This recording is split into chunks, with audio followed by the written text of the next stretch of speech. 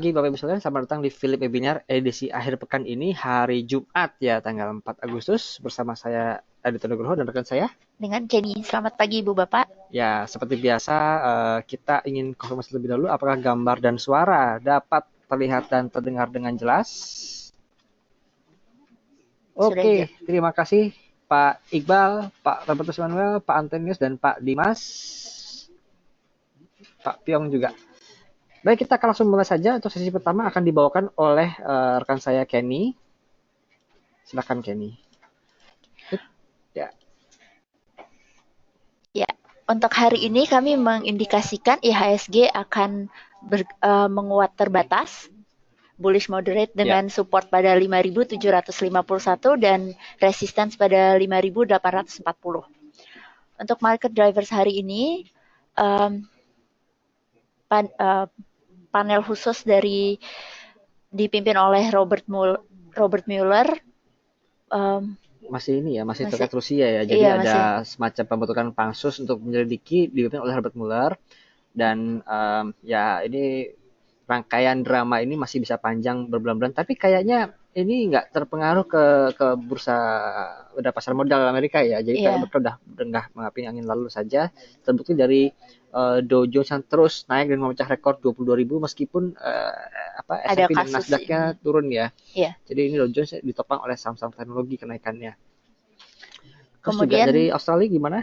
Dari Australia kita masih menunggu kebijakan moneter dari Royal Bank of Australia. Ya, dari Royal Bank of Australia. Kemudian untuk dari US non-farm payrolls masih berekspektasi untuk meningkat lagi setelah meningkat 222.000 di bulan Juni lalu, dan berharap untuk unemployment rates-nya menurun dari 4,4 menjadi 4,3%. Ya, ini ada data dari US hari ini ya, jadi malam ini akan keluar.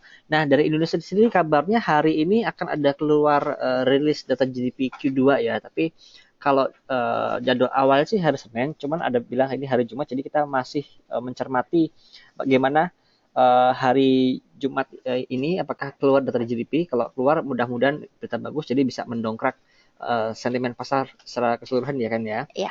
Dan juga kalau dari harga komoditi batubara sedikit terkoreksi, harga minyak masih rally maksudnya tipis. Jadi dari sisi komoditi tampaknya agak cenderung stagnan untuk hari ini. Nanti kita akan bahas mengenai IHSG baik secara technical maupun secara sentimen volume flow-nya. Kalau kita news, kita masuk ke news second ya. Ya, news hari ini di Indonesia pertama datang dari BRI melaporkan laba bersih menjadi 13,4 T atau meningkat 10,4% year on year. Kemudian dari Ciputra Development Tbk, mereka meriliskan proyek baru di Sidoarjo. Citra Garden ya. Citra Garden Sidoarjo, rencananya kuarter 3 di tahun 2017. Kemudian ini opportunity sepertinya besar karena harga rata-rata tanah di Sidoarjo meningkat 58,3% selama 3 tahun terakhir. Kemudian berita selanjutnya datang dari Timah. Timah bekerja sama dengan pemerintah lokal untuk mendirikan pelabuhan untuk menarik wisatawan. Tapi rencana panjangnya mereka mau mendirikan hotel dan rumah sakit di pelabuhan tersebut. Jadi kayaknya ini Timah diversifikasi ya, nggak hanya ditambang Timah jadi udah masuk rumah sakit, masuk ke infrastruktur juga. Iya, seperti ke arah sana mereka. Kemudian dari Gosco Plantation, Gosco membeli saham dari anak perusahaannya PT Golden Blossom Sumatera, sehingga majority 95% Golden Blossom Sumatera dimiliki oleh Gosco. Itu untuk newsnya. Berikutnya kita masuk ke technical. Ada untuk IHSG hari ini ya, kita prediksi ada technical rebound yang harapnya kemarin sebenarnya ada peluang untuk rebound, namun justru terkoreksi dalam. Kalau kita lihat asing juga masih membukukan net sell cukup besar 300 miliar, jadi masih lanjut tampaknya aksi jual asing setelah sempat mereda pada 2 pekan terakhir. Kita masih melihat perkembangan seperti apa, dan juga untuk saham Astra International juga masih didera tekanan jual dengan net sales sebesar 130 miliar kemarin ya. Jadi mungkin kita bisa lihat kayak BRI baru saja riset lingkungan mungkin menjadi katalis positif. Lalu juga ada beberapa technical recommendation dari kami. Ada pertama ada saham CTRA, Capital Development. Ini kalau secara technical kemarin sudah 2 hari terakhir tampak ada pembalikan arah atau technical rebound ditopang juga oleh gerakan dari RSI stokastiknya dan juga MACD line yang sudah mulai merapat, dan histogramnya juga sudah mulai menunjukkan pembalikan arah. Jadi peluang untuk lanjut dan menuju ke level resisten pertama di level 11.35 ini terbuka. Jadi kita perhatikan kalau sekarang mungkin bisa trade buy ya, 10.20 mungkin agak berat, sekitar 10.50 sampai 10.70 boleh untuk masuk, dan bisa take profit tahap pertama di level 11.35. Jika dia breakout 11.35 maka next targetnya ada di kisaran Rp1.200 untuk CTRA. Namun kita lihat dulu 11.35, jika dia tidak kuat maka ini berpotensi untuk lanjut ke bawah dan mungkin bisa breakdown level 10-20-nya. Jadi ini hanya untuk jangka pendek saja. Jika sudah sampai 11.35 boleh segera di take profit. Next ada Ace Hardware. Ace Hardware kemarin juga sudah keluar laporan keuangan. Ini masih bagus sekali kinerjanya karena ditopang oleh pembukaan toko dia yang cukup masif tahun ini. Jadi omsetnya terus meningkat dari semua lini produknya. Dan di sini technicalnya juga mendukung, di mana untuk stokastik sudah ada di area oversold dan sudah menyentuh ya, jadi menjelang untuk golden cross. Dan dari MACD histogramnya juga sudah mulai melemah kekuatan penurunan, jadi sudah siap-siap untuk naik technical kembali rebound ya.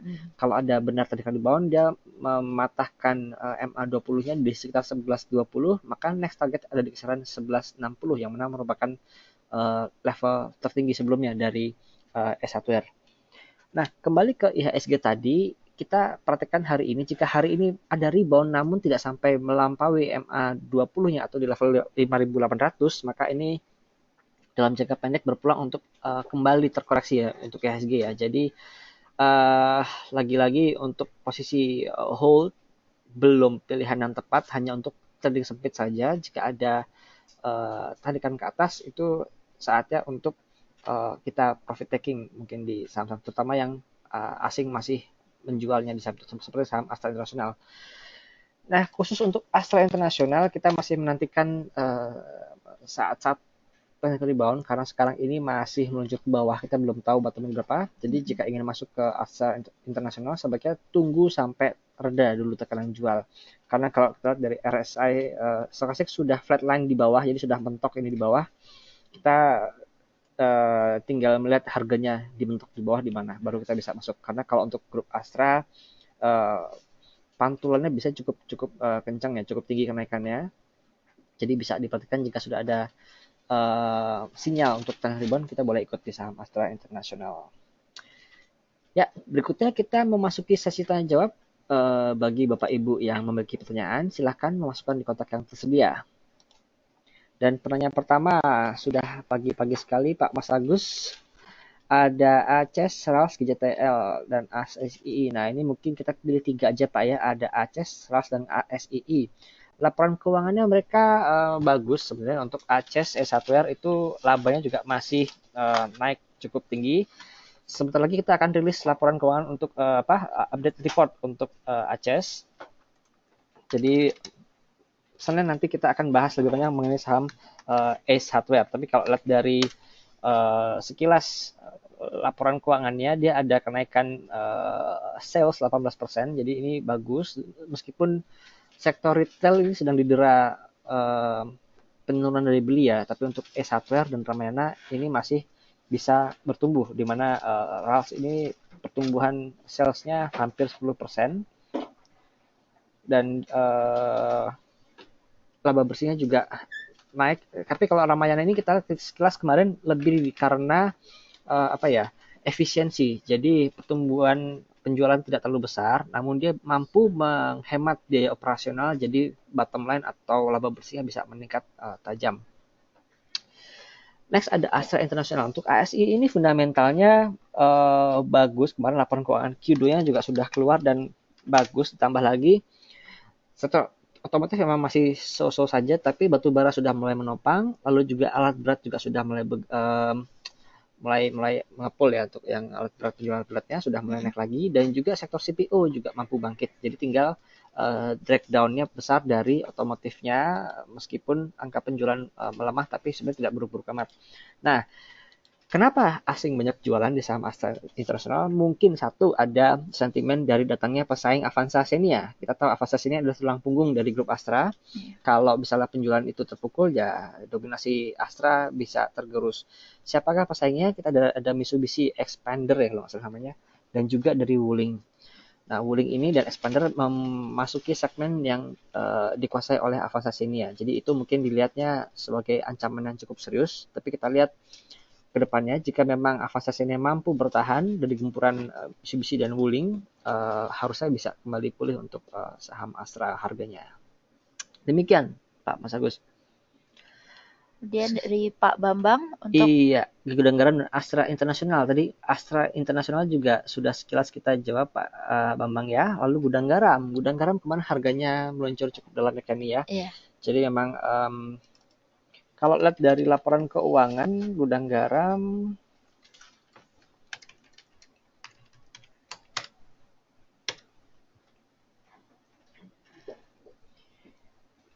ya, untuk revenue-nya juga tumbuh 8,8%.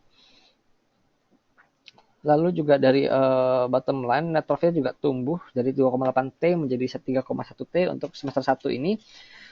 Tapi kita belum lihat dari sisi volume batangnya, karena kalau kita lihat 2 tahun terakhir, industri rokok ini mengalami tekanan penjualan. Jadi secara volume mereka menurun meskipun secara value-nya naik. Jadi artian ada penurunan volume produksi tapi harganya naik. Ini karena memang masyarakat semakin terjepit daya belinya ya. Jadi kalau rokok sekarang, kemarin kita berbincang dengan direktur keuangan yang Gudang Garam, maka bilang kalau sekarang orang beli rokok, ini saya ada uang segini, dapatnya apa? Mereka nggak fanatik lagi dengan merek, jadi sedapatnya asal bisa ngebul. Jadi itu sudah berubah menjadi komoditi sekarang untuk rokok. Jadi persaingan ke depan lebih kepada harga, dan tentu saja itu korbannya adalah margin.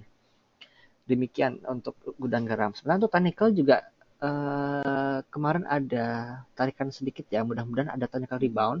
Kalau technical rebound ini kita lihat kalau memang sudah bottom ya di kisaran 71.000 ini, kita lihat tengah-tengahnya mungkin di kisaran 75.000 Pak untuk batas tengahnya. Jadi seandainya hari ini masih lanjut konfirmasi open di atas harga close kemarin, jadi ada open gap up dan sepanjang hari terus mengalami kenaikan, maka target price-nya ada di kisaran 75.000, jadi bisa digunakan untuk take profit di area tersebut Pak, 75.000. Lalu Pak Cahyanto, INDF fundamentalnya seperti apa? Baik.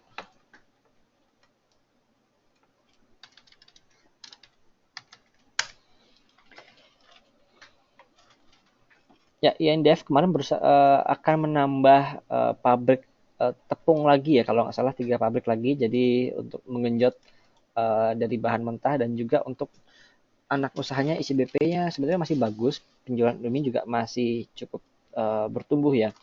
Sebenarnya kalau Indofood sendiri dari sisi revenue cuma tumbuh 4,6% Pak, dari 34 T menjadi 35,6 T, dengan bottom line juga um, relatif stabil ya, stagnan ya di kisaran 2,2 triliun. Jadi ini sudah agak tertahan, dan lagi-lagi tampaknya terpukul dari sisi operasional ya. Kalau dari sisi cost of goods sold tidak terlalu banyak mengalami kenaikan karena nilai tukar rupiah yang setahun belakangan sudah mulai stabil. Jadi kita tahu terigu itu bahan bakunya gandum dan impor. Kalau rupiah stabil, maka cost of goods sold bisa cenderung stabil. Namun di sini masalahnya adalah di biaya operasionalnya. Jadi kalau secara fundamental sekarang PE ratio di kisaran 16 kali, ini sudah cukup menarik ya untuk perusahaan sektor FMCG, dan PBV 1,6. Secara valuasi sudah cukup menarik Pak Indofood. Dan kalau Tanikel juga kita lihat ini sudah mulai ada bottoming mudah-mudahan, tapi tunggu dulu konfirmasi 1 hingga 2 hari. Jika masih ada penurunan lebih lanjut di 82, jadi tunggu dulu. Tapi kalau sudah mulai bottoming up sampai ke 83 dan 8350, kita boleh masuk dengan target price terdekat di kisaran Rp8.500. Ibu Vivi, Sril dan Indika.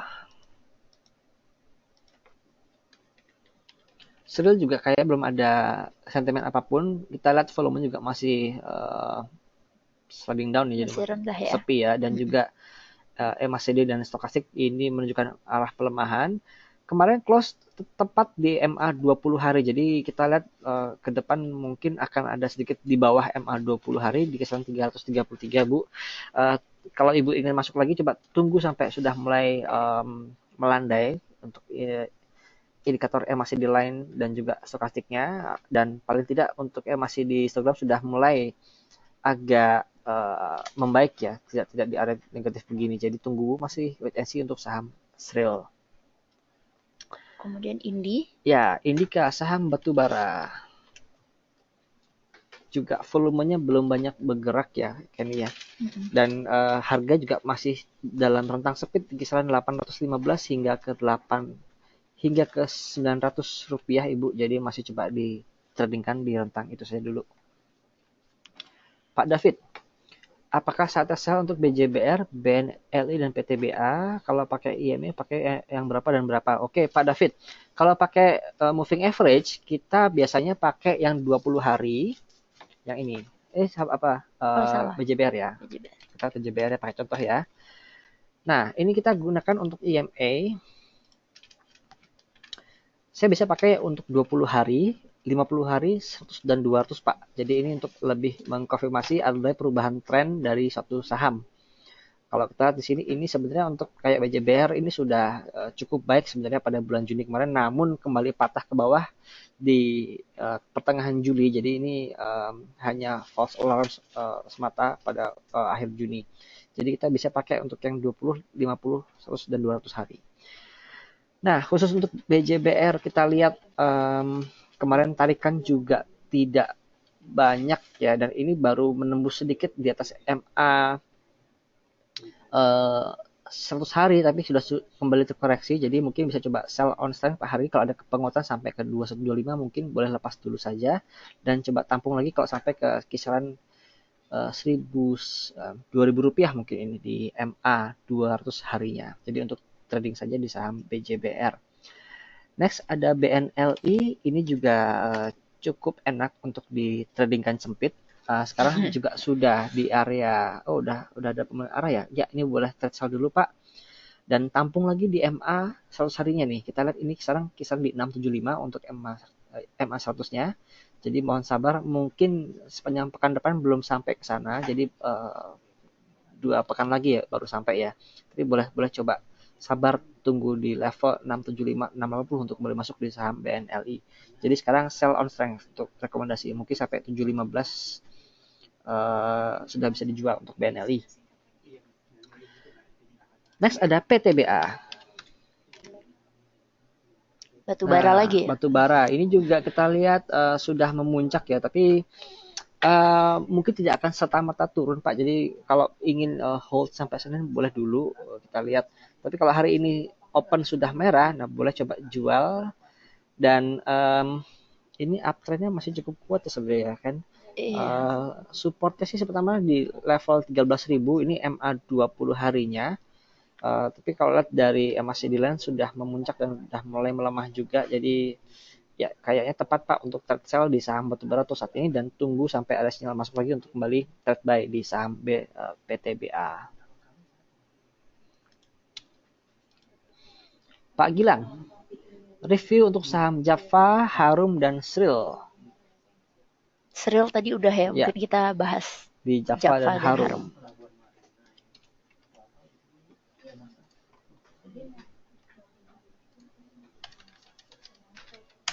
Java Comfit, ini consumer goods juga, pakan ternak DOC juga, jadi dia banyak segmennya. Untuk semester pertama ini salesnya juga tumbuhnya tipis 4,3%, dan net income-nya justru terkoreksi dari 960 miliar menjadi 487 miliar. Ini kita lihat memang dari gross profit-nya juga turun, artian ada cost of goods sold-nya yang naiknya cukup signifikan, mungkin karena ada kenaikan bahan baku ya di sini. Dan juga dari sisi operationnya tidak banyak menolong karena net profitnya juga turun cukup dalam, 400 miliar turunnya, jadi mungkin mereka belum berhasil melakukan efisiensi dari sisi operation. Dan kalau dari PE ratio di 13,98 kali ya, ada 1,44 ini ya cukup wajar untuk saham ini. Dan kita lihat dari trennya, gerakannya ini masih dalam posisi downtrend Pak. Dan kalau lihat memang tahun kemarin itu 2 tahun lalu sempat merugi, jadi artian untuk net income stream yang tidak stabil, cenderung volatile. Jadi saham ini kita lihat memang seasonal sekali. Kalau sekarang dalam posisi downtrend dan sedang melemah. Agak tricky juga ini. Karena kalau kita lihat sekarang major trendnya downtrend, namun kita lihat untuk minor trendnya kadang ada rally seperti ini ya. Jadi kalau Bapak ingin coba masuk, tunggu sampai mulai ada sinyal rally, paling tidak seperti ini yang saya gambarkan. Coba saya beli ellipse. Nah, ini adalah sinyal untuk beli. Di sini juga. Jadi kalau sekarang ini sudah mulai melandai, artinya sudah hampir ada tanda-tanda ya. Tapi kita harus tunggu konfirmasi ada kenaikan dulu, baru kita boleh ikut masuk. Karena kalau rally di saham Java ini cukup panjang, periodenya bisa sepanjang 1 bulan penuh. Jadi masih belum ketinggalan untuk masuk, tapi sebaiknya tunggu sampai ada sinyal beli atau ketika dia ada penguatan mungkin sampai ke level 1230 baru kita boleh tambah di saham Java. Lalu ada Harum Energi. Nah, ini Harum juga bisa trade sell dulu, sudah naiknya sangat kencang banget ya kemarin 2 hari terakhir ya kan ya. 3 hari terakhir ini dari level 22-an sampai ke 2470. Jadi mungkin kita akan melihat lagi saham Harum ini kembali ke level 2200 yang mana merupakan MA20 dan MA100 harinya. Jadi ini area support di level 2200-an. Pak Dimas Permana, untuk Telkom, KBLI, BNLI. Tadi BNLI sudah kita bahas, lalu ada Telkom. Ya, Telkom juga ada koreksi kemarin cukup sehat, masih di atas MA20 hari. Jadi kalau lihat Telkom memang kemarin mampu breakout akhirnya di new high ya. Jadi mungkin masih bisa lanjut untuk uptrendnya. Untuk jangka pendeknya kita masih menantikan kembali ke level 4650. Jadi boleh coba tampung level 4650 untuk saham Telkom. Dan dalam jangka waktu sepekan mungkin rentang antara 4650 hingga 4750 dapat dimanfaatkan untuk trading di saham Telkom ini. Next ada KBLI. Ya, masih sideways Pak, belum ada gerakan. Volume juga masih belum ada tanda-tanda kehidupan. Kita lihat kalau ada volumenya naik kencang, nah itu baru akan ada pergerakan signifikan. Tapi perhatikan, jika volume kencang namun harga ke bawah, nah itu sinyal untuk jual karena dalam tekanan jual Pak untuk saham KBLI. Lain halnya jika volume kenaikan, volume yang naik diiring oleh kenaikan harga, nah itu boleh kita tambah posisi atau beli di saham KBLI. Namun kalau volume masih belum ada seperti ini, sebaiknya masih wait and see, belum masuk dulu Pak. Berikutnya, Pak Robertus Emmanuel, HMSP, Pegas, dan Jasa Marga. Baik, jasa HMSP. Kita lihat revenue seperti apa.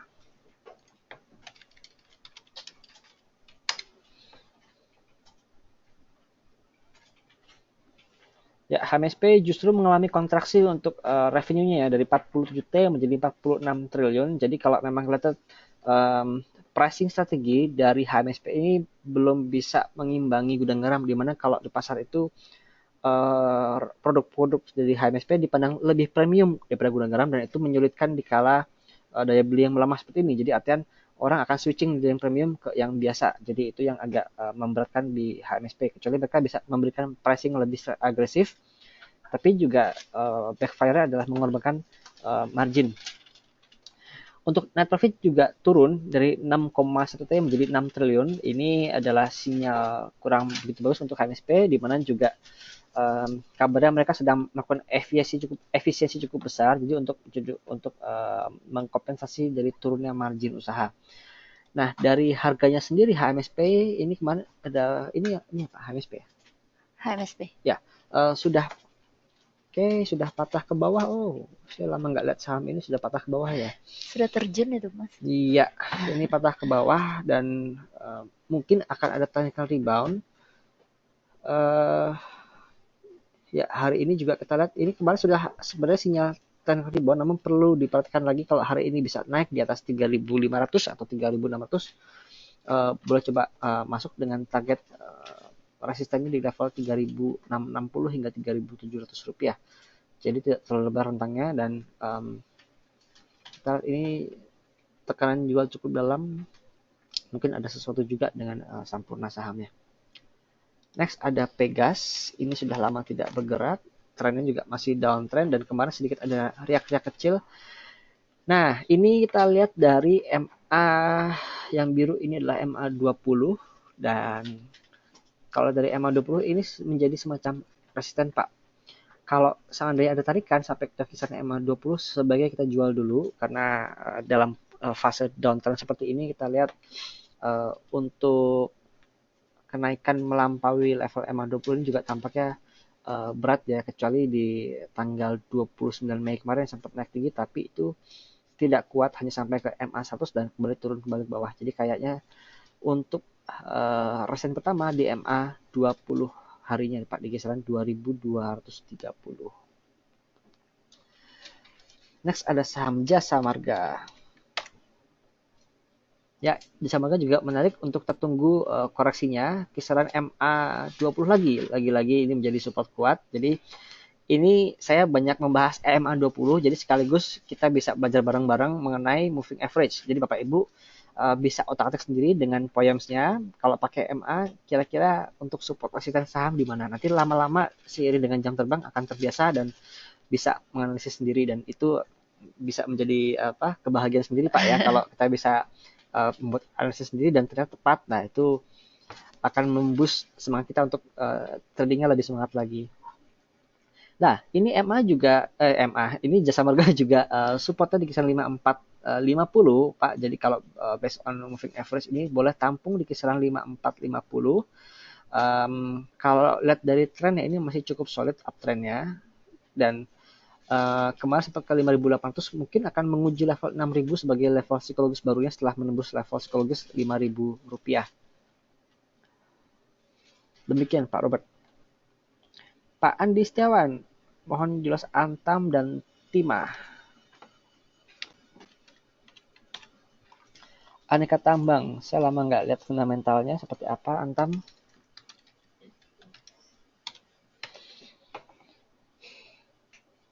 Oke, belum rilis laporan keuangan yang untuk Q2-nya ya, masih posisi Q1 dan masih rugi kemarin posisi. Oh sorry, operatingnya rugi tapi net profitnya ada untung, berarti dia artian ada dapat laba dari extraordinary gain. Jadi tidak terlalu, tapi secara operasional masih merah, ini nggak begitu bagus.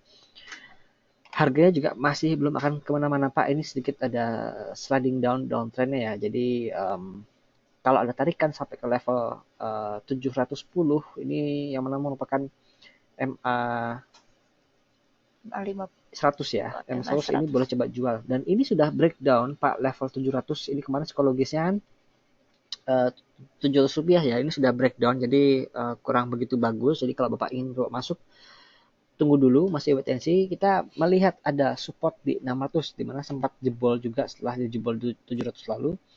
Jadi kalau Bapak ada barang, kalau ada tarikan sedikit ke 710, 715, boleh coba jual dulu Pak. Kita ini sudah sampai di 680, agak mengkhawatirkan untuk posisi aneka tambang. Kemudian Timah. Tadi betulnya dia ada membangun pelabuhan ya, diversifikasi usaha. Jadi mungkin cadangan timahnya sudah terbatas.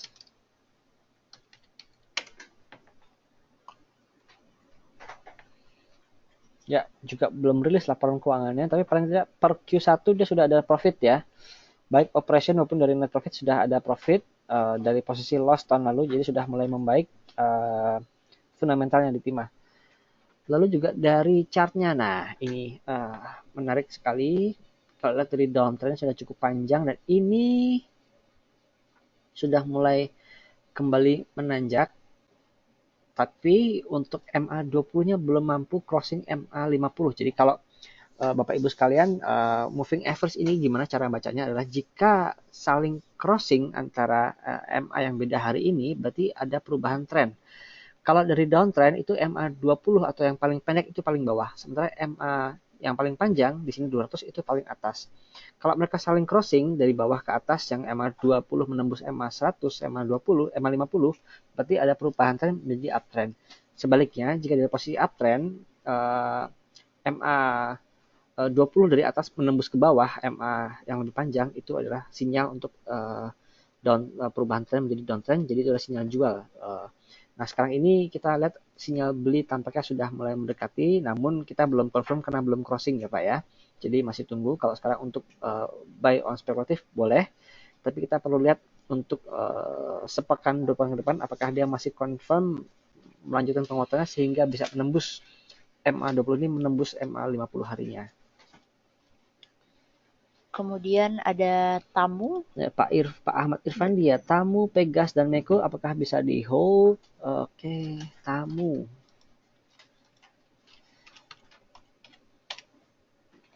Oke, tamunya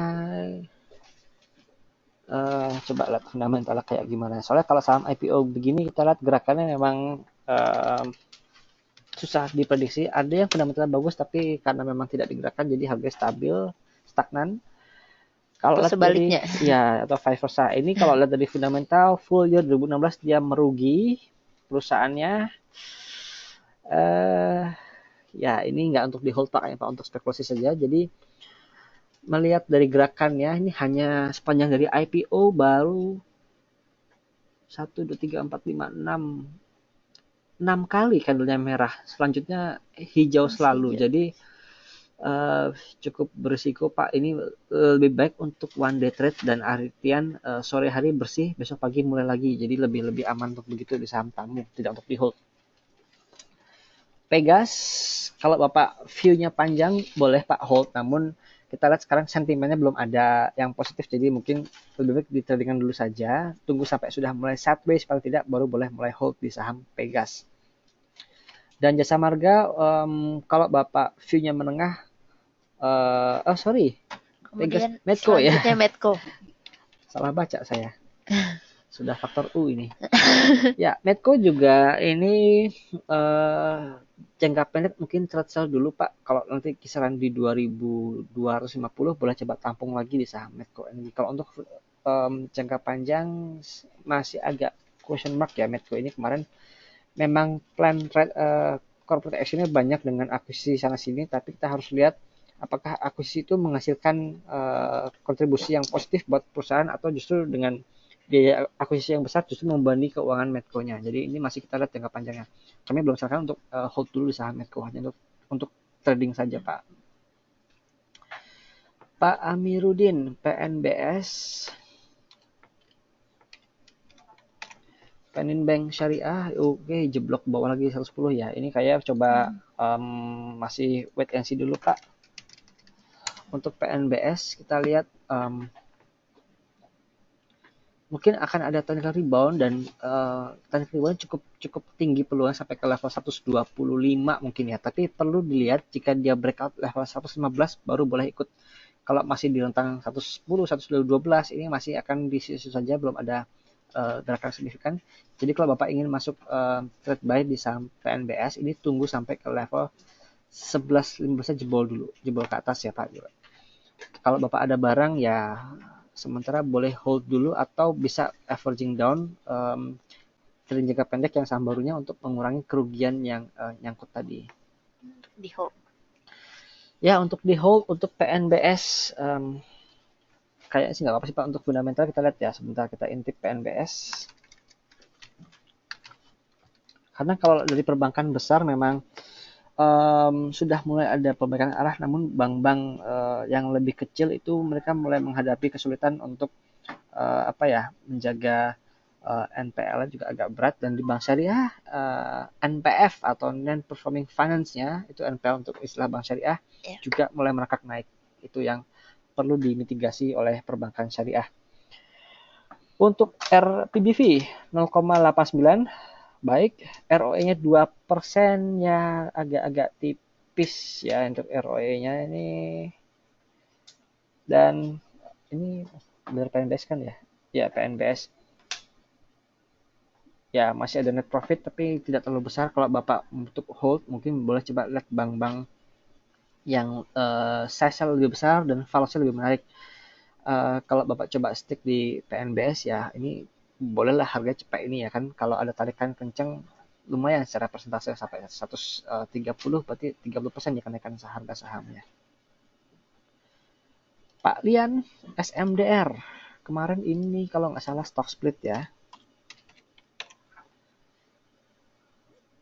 Oke, ini belum di-adjust ya. Kemarin stock splitnya 4 Agustus hari ini. Oh, hari ini. 1:20, jadi satu saham lama mendapat 20 saham baru.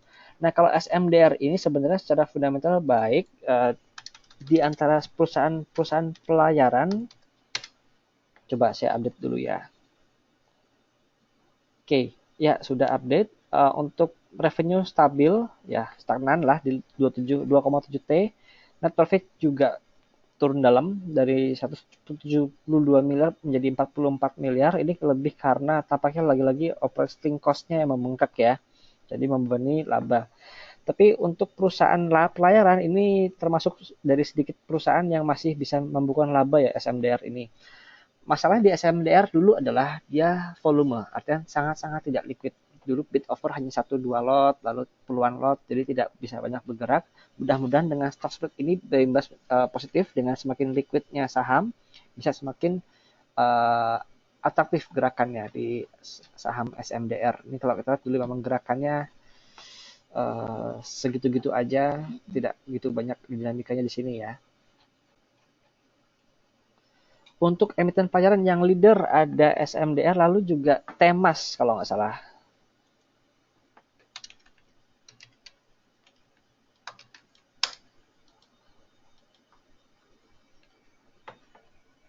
Ya, Temas lain sih market cap 1,3 triliun.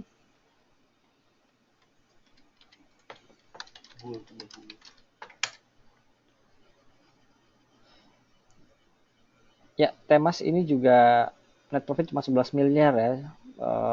Tapi masih bisa profit juga, masih cukup bagus. Lalu ada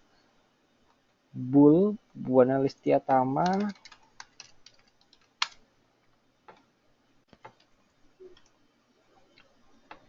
Bull juga net profit 6 miliar, turun. Oh sorry, ini belum rilis dia laporan keuangan kuartalan ya, masih full year. Jadi sesuatu mungkin juga bisa merugi. Ya, ini untuk pelayaran juga tampaknya masih agak berat.